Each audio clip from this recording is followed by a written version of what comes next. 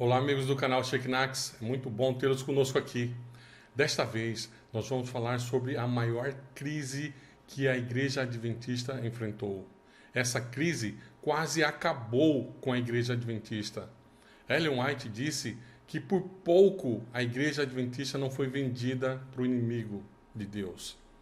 Então, é muito importante falar sobre ela, porque Ellen White disse que no final haverá uma crise maior ainda. Então é muito importante saber como se deu essa crise e a causa dela para que você não seja enganado nessa que virá. Porque ela disse que ela temia pela crise que a igreja enfrentaria no futuro. Que ela disse que seria a crise ômega, porque aquela foi só a alfa e quase destruiu a igreja adventista. Imagine a ômega. Então, preste atenção nela para ver se você consegue identificar hoje certas coisas que estão passando pela igreja e já não possa ver que são respingos dessa grande crise que se aproxima. Muito bem. Então, para falarmos sobre aquela grande crise, precisamos entender o contexto da saúde do mundo naquela época. Porque naquela época a medicina, muito embora você sabe que o conhecimento é progressivo, né? Uma certa geração adquire um conhecimento com base no que as outras passadas já tiveram e ela vai aumentando e tal. Mas naquela época, na altura, a medicina, olha só, eles usavam sanguessuga. As pessoas tinham medo de sair à noite, né? E sangria. Às vezes, o paciente que ia para o médico, ele corria o risco de morrer. Por quê? Porque o remédio que o médico dava poderia fazer mais mal do que a própria doença. Então, para você ver esse contexto só, por exemplo, os médicos fumavam e receitavam tabaco para seus pacientes, né? Então, foi nesse contexto que saiu a mensagem adventista sobre saúde. Então, a mensagem adventista de saúde, ela estava mais de 100 anos na frente da medicina da época.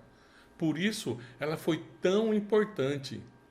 E aí, foi criado o Instituto de Saúde Adventista, e eles tinham somente um paciente. Um paciente. E 8 quartos, mas só um paciente e algumas enfermeiras. Mas o importante eles não tinham médico. Então, o que fizeram? Eles recrutaram alguns jovens adventistas para estudarem medicina, fazerem medicina e custearam. Dentre esses que foram beneficiados, estava um jovem de 23 anos chamado John Harvey Kellogg. Ele era muito querido. Ellen White tinha ele como um filho. Então, ele se graduou, depois ele lecionou na Escola de Medicina Adventista, e ele também veio a se tornar o diretor do instituto, que depois, mais tarde, ele mudou o nome para Sanatório de Bellow Creek. Muito bem. Então, aquele menino que se tornou aquele médico renomado, ele teve fama mundial. Por quê? Porque ele era muito bom e determinado. E ele inventou, por exemplo, hoje em dia, se você vai a uma academia lá, tem aquelas máquinas, né, aqueles equipamentos, foi ele que inventou, John Harvey Kellogg. E ele inventou também equipamentos para cirurgia. Ele inventou também aquele cereal, ele e o irmão dele, né, porque ele triturou o milho e colocou o milho pronto para comer, e o irmão dele, junto com o irmão, eles fundaram aquela empresa Kellogg, que tem até hoje Kellogg, né, de cereais, uma empresa de cereais. Então, ele era um médico brilhante, muito carismático, né? Ellen White disse que muitas vezes Deus operou ali com Kellogg. Às vezes, quando ele estava muito cansado, a mão de Deus foi ali e fez a cirurgia por ele. Ellen White disse isso quando estava defendendo Kellogg. Muitos às vezes queriam combatê-lo e tal, mas ela o defendia porque ela amava muito Kellogg. e que se tornou um grande cirurgião, e ele andou pelo mundo todo procurando incrementar serviços lá para o sanatório, e para ele também. Viajou o mundo inteiro, porque ele ficou muito rico, ele ficou famoso. Então, ele foi para a Índia, foi para a China, em vários lugares, né, para a Europa ali, em busca de novos conhecimentos para a aplicação lá no sanatório e para ele mesmo. E ele atendeu muitos famosos, por exemplo, o J.C. Penney, né, daquelas lojas de departamento Penny. Então, ele se tratou lá. O presidente dos Estados Unidos, o 27º presidente dos Estados Unidos, né, William Howard. Quem mais tratou lá? Aquela Earhart, que era aviadora. John Rockefeller, né, que era o magnata do petróleo. Aí o Booker, aquele escritor e autor de livros e tal, e muitos outros famosos, banqueiros e também grandes empresários só tratavam lá no sanatório de Bellow Creek. Por quê? Porque tinha a medicina mais avançada do mundo. E o John Kellogg, ele gostava das coisas grandes, né? Estrondosas, magníficas. O sanatório se tornou uma grande construção, um grande prédio, e tanto físico quanto de renome, né? Conhecido mundialmente. Ele era muito querido das pessoas, ele era carismático. Ellen White amava, Ellen White o tratava como filho e o defendia muito. Só que esse cidadão, por fazer várias viagens pelo mundo, pela Índia principalmente, ele começou a ser infectado porque em busca do conhecimento de saúde e tal, da ciência, medicina, ele entrou em contato com o pessoal lá da Índia. E ele voltou para a América com um pensamento desvirtuado.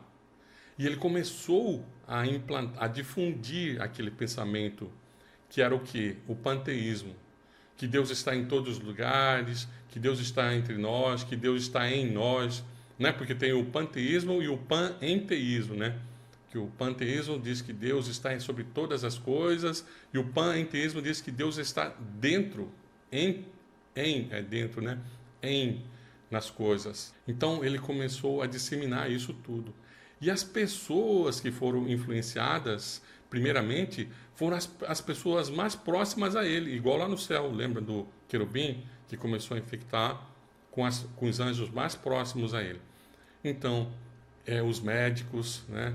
E depois, logo, médicos, enfermeiras, professores, pastores, teólogos, administradores da obra, todos estavam, e não só isso, mas os leigos também, os irmãos leigos. Inclusive, muitos pensavam que aquilo ali era muito bom, porque aquela doutrina ou aquele conhecimento poderia ajudar na santificação. Eles seriam mais santos. Já pensou? Muito bem. Só que as pessoas começaram a achar aquilo meio estranho. Mas aquela corrente não foi rebatida de pronto. Foi deixado um certo tempo. Ellen White ficou silente durante muito tempo, anos. Né? Mas ele chegou aí, porque ele tinha cargo importante lá ele tinha representatividade importante lá na Conferência Geral. E muitas vezes ele foi lá e citou, por exemplo, a gravidade funciona instantaneamente em todo o espaço. Por essa força misteriosa da gravidade, todo o universo se mantém junto com laços de unidade.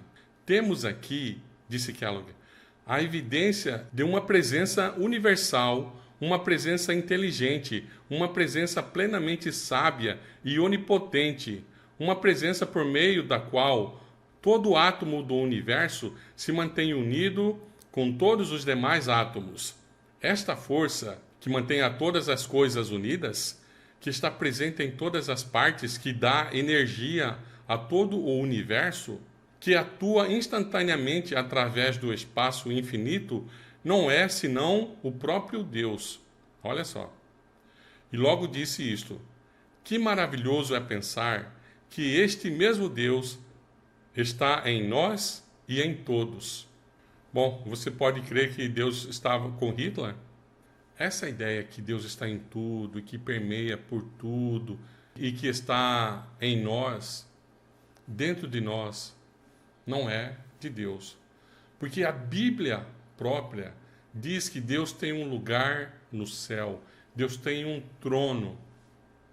Essa ideia de panteísmo não dá lugar para Jesus, não dá espaço para o céu. O céu pode ser qualquer lugar. Aliás, nem existe céu, não tem lugar para anjo.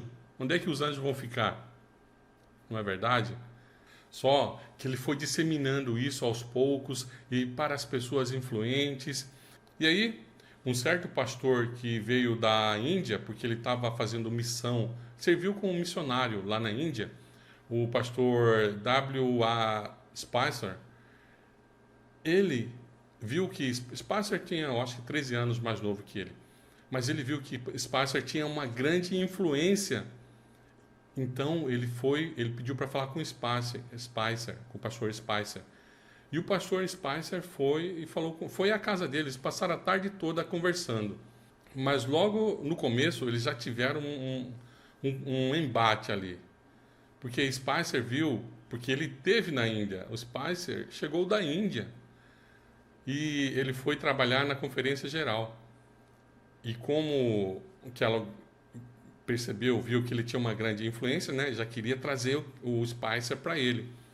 Mas Spicer, como serviu na Índia, ele conheceu a filosofia do hinduísmo. Então ele já estava vacinado. E ele viu de cara já a natureza das declarações do Dr. Kellogg. Mas olha só o que foi que aconteceu. O sanatório de Bellow Creek pegou fogo, incendiou. Não sobrou nada. Foi do teto ao chão, queimou tudo. E aí eles tiveram que fazer uma coisa. O próprio pastor da época, o presidente da Conferência dos Adventistas, o pastor Daniels, né, Arthur Daniels, ele sugeriu que então o próprio Kellogg escrevesse um livro e com a venda do livro eles iriam custear a reconstrução do novo hospital. Só que o pastor disse pro Kellogg, olha, você não vai colocar essas ideias aí malucas, estou falando maluca, mas não disse isso, né? Essas ideias de panteísmo aí e tal, você não vai colocar no livro, não pode colocar no livro. O pastor Daniels sugeriu que ele vendesse um livro sobre saúde, porque ele conhecia. O Kellogg, ele foi um grande instrumento na mão de Deus para a construção do legado de saúde da Igreja Adventista. Né? Como já dissemos, o próprio Deus operava na mão de Kellogg às vezes. Então, o pastor Daniels sugeriu, você vai escrever um livro sobre saúde, tal, tratamento, e com esse livro a gente vai vender e vai custear a reconstrução do hospital. Muito bem, Kellogg, mais que depressa, foi e escreveu, e rapidamente o livro já estava pronto. Só que quando eles pegaram o livro para ler, o livro chamava-se The Living Temple, o Templo Vivo, o Templo Vivo. Aí eles pegaram o livro para ler, e estava cheio de panteísmo. Aí falaram, mas como assim, Kellogg? Você prometeu que não ia... Olha, o Dr. Kellogg, ele era muito sagaz. E ele falava uma coisa, não, tudo bem, blá, blá, blá, mas chegava lá e ele colocava. Lá, quantas vezes ele foi repreendido lá na conferência geral, quando tinha comissão e tal. Ah, tá, não, eu aceito que veio de Deus essa mensagem e tal. Beleza. Chegava lá, continuava, fazia mais adeptos. Quantas vezes ele não fez, por exemplo, às vezes a comissão queria que só poucas pessoas soubessem, não. Ele fazia um estardalhaço. Queria que mais pessoas se reunissem, tal, para que ele queria holofote, porque a mensagem dele já estava sendo divulgada. Então, foram impressos, acho que 3.000 exemplares, mas antes disso, a comissão da igreja, lá na Conferência Geral, eles falaram, olha, nós vamos ter que fazer uma comissão para estudar se a gente deve imprimir esse livro. Aí foi feita uma comissão, disseram que não. Porque tinha 2 a favor, 2 contra, de 4. Tem gente que fala que teve 5, né? E que aí 3 a favor e 2 contra.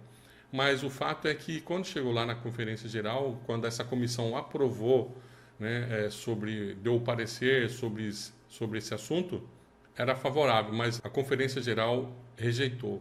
Que ela ficou muito zangada, muito irado, e falou que a conferência não estava ajudando ele e que os diretores, tudo lá da presidência, estavam lutando contra ele. E aí, o que foi que ele fez? Ele pegou os originais e levou para a gráfica da Review and Herald. Aí o pastor Prescott foi contra, não pode. Mas tinha um pessoal que queria imprimir aquilo ali. Só que a gráfica, do nada, pegou fogo. Um incêndio terrível, destruiu tudo, tudo. E em 3 anos, o Dime Tabernacle, que era a maior igreja dos adventistas lá na época, e que pegou fogo o Dime Tabernacle, pegou fogo o hospital de Battle Creek e pegou fogo também a gráfica da Review and Herald. Então, foram 3 incêndios sinistros. O próprio chefe dos bombeiros disse assim, olha, tem alguma coisa esquisita nesses incêndios dos adventistas aí. Porque a água que a gente joga parece gasolina. Quanto mais água a gente joga, mais pega fogo. Ellen White, quando recebeu a notícia de que pegou fogo na Review and Herald, ela disse, eu não fiquei surpresa, eu não fui surpreendida por isso. Porque eu já tive uma visão. E na visão, um anjo estava com uma espada de fogo. Porque ali as coisas estavam indo contra a vontade de Deus. A própria gráfica ali da Review and Herald estava publicando coisas que Deus não aprovava, coisas com tendências a espiritualismo, coisa parecida assim. Então ela não foi surpreendida.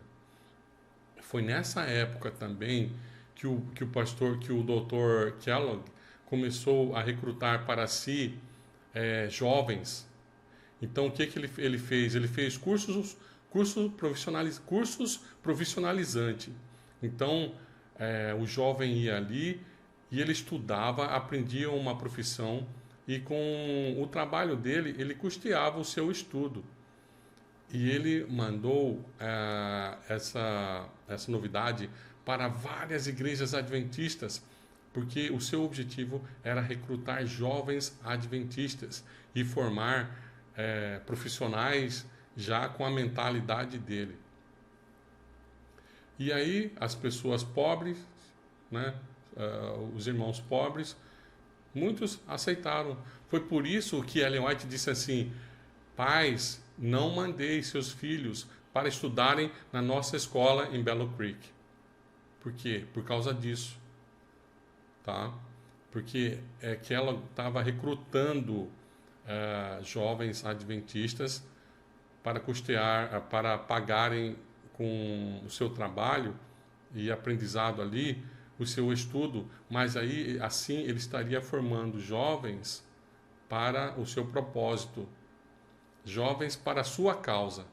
Por isso Ellen White disse que não era para mandar os filhos para lá. Muito bem, o resultado disso a gente viu que foi quase acabou com a nossa igreja, tá? Mas o final disso foi que uma vez eles fizeram uma reunião lá na Conferência Geral em 1903, eu acho. 1903, que Ellen White finalmente se pronunciou, porque ela estava silente. Quantas vezes ela disse assim, ela amava o Dr. Kellogg, né? Ela disse assim, por favor, salvem o Dr. Kellogg, por favor, salvem o Kellogg, porque ela amava, como se fosse o próprio filho dela. E ela mesma mandou centenas de cartas nesse livro.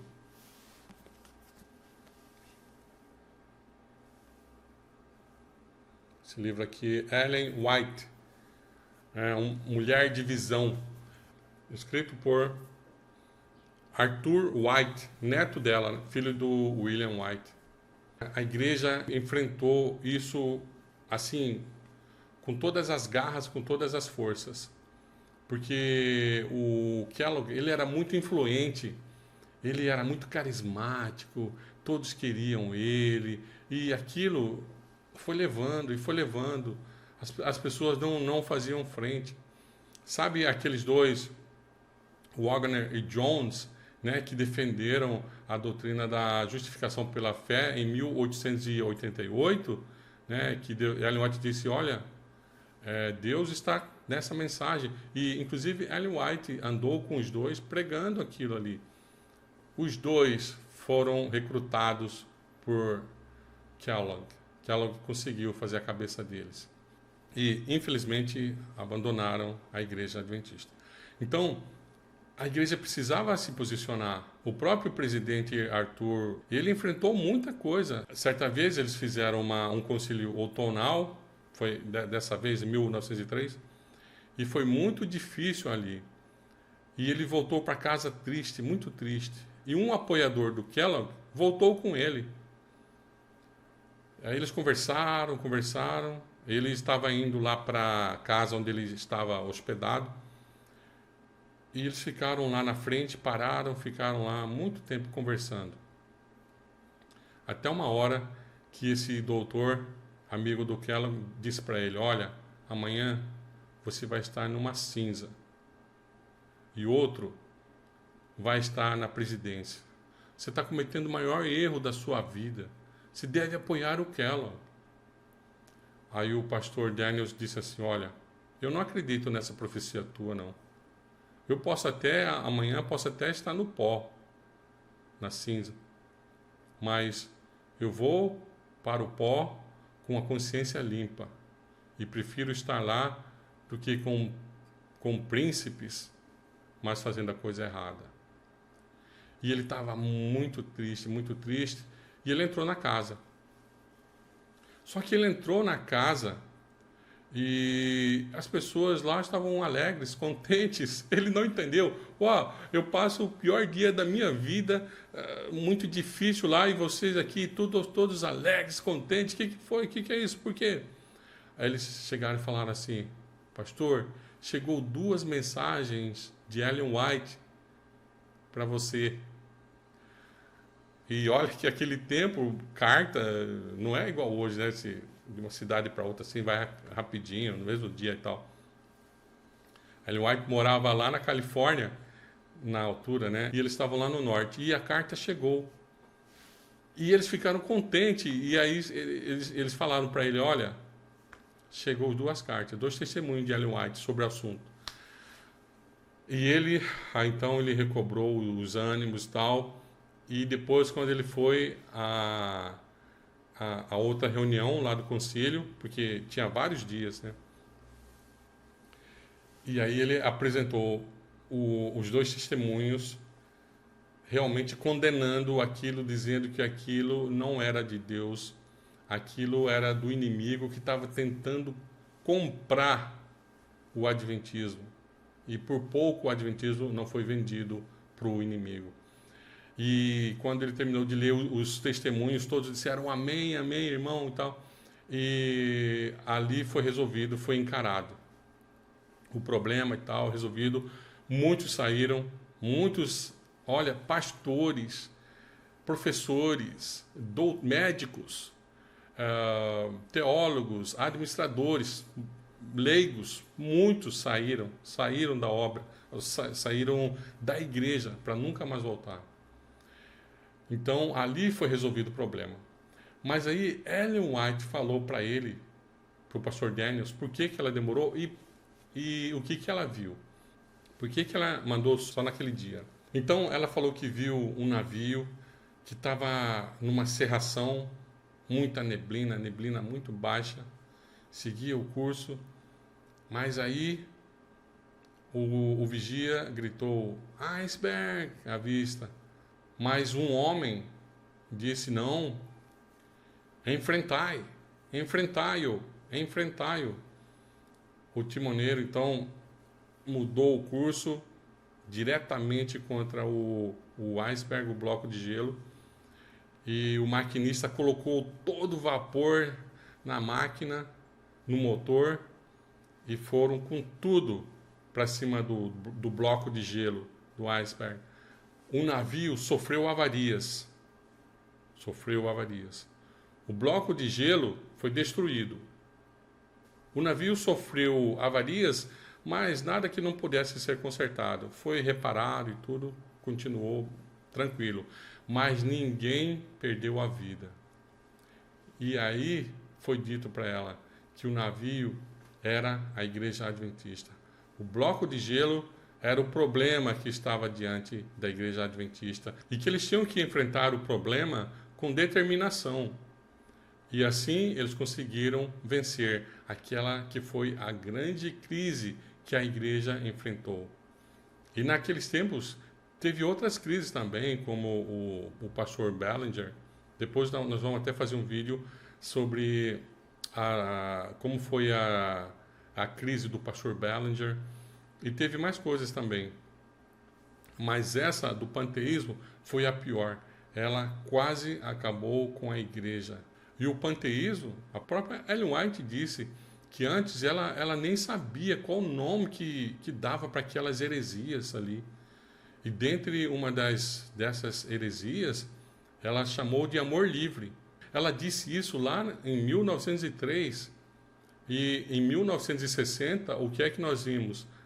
Quem se lembra do movimento hippie, né? Que como é que é? Paz e amor, sem guerra, sem violência, amor livre, não é? Naquele tempo, ela já estava falando no que daria isso, por causa, né, esses hippies. Hinduísmo. Os hippies, eles pegaram essa cultura lá do hinduísmo. Então, naquele tempo, ela já estava prevendo o que é que daria o resultado disso, de aderir a essas culturas lá dos hindus. Então, meus irmãos, essa crise foi tão difícil e que ela disse assim eu temo porque a próxima crise vai ser muito pior que essa. Então, meus irmãos, vocês viram que é muito importante vocês saberem os fundamentos disso, porque a própria Ellen White, ela disse assim, o filho dela falou, mãe, você tem que ler. Não, eu não vou ler. Eu não vou ler. A própria Ellen White se recusou a ler o livro The Living Temple, porque ela falou, eu não quero ser afetada por esse livro. Até que um dia, né, o filho dela falou, não, mãe, a senhora tem que ler. Vamos ler alguma coisinha aqui, nós temos que ler para justificar, porque muitos perguntavam para ela, irmã, sobre esse livro aí e tal, o que a senhora pode falar? Ela respondia só assim, são inexplicáveis, não tenho o que responder. São inexplicáveis. Porque essa história de que eu sou Deus, Deus está em todo lugar, Deus está em todos, essa história não é de Deus. Mas as pessoas acreditavam que o novo conceito sobre Deus vai aumentar a nossa santidade, a gente vai... Não é bonito? Eu sou Deus, que bom que Deus está conosco, Deus está dentro de mim. Eu sou Deus. Acaba você sendo Deus. Entendeu? Então, isso tudo que foi, que a igreja passou lá naquele tempo, é o que nós vamos enfrentar. Será que hoje nós já não temos alguma coisa dessas por aí? Né? Então, irmãos, tomem cuidado. Nós somos adventistas, mas não temos que ficar, não pode falar mal da minha igreja. Ei, a crise vem aí. E você que assiste os nossos vídeos, você tem que estar preparado. Claro que você vai defender com amor e tal, mas com determinação, firmeza. Mas tem muitos que assistem os nossos vídeos e falam, não fala assim da minha igreja é perfeita. Abra o olho. Porque muitos pastores agora, no final, os líderes, Eles vão pregar essas mesmas coisas, claro, com outra roupagem. Com outra roupagem. Então, ontem ou anteontem nós fizemos um vídeo também sobre isso, a infiltração que é feita, né? Que quando alguém começa a falar a verdade, esses que são infiltrados, eles falam, ó, esse aqui, eles vão lá e cancelam. Eles vão lá e cancelam o pastor que está falando a verdade. Sabe? Eles falam mal do pastor, falam isso, aquilo, não sei o que e tal. E aí, sabe, no efeito manada, tem os outros irmãos que caem nessa. Então, cuidado, meus irmãos, quando vocês ouvirem falar alguma coisa sobre certo irmão que está falando a verdade, não acreditem. Vão procurar ver se... Porque isso está acontecendo muito. Com o Walter Fight, acontece muito isso. Então, tomem cuidado, porque agora será muito pior do que lá no começo. Muito obrigado por estar conosco até agora. Que Deus nos abençoe e até a próxima.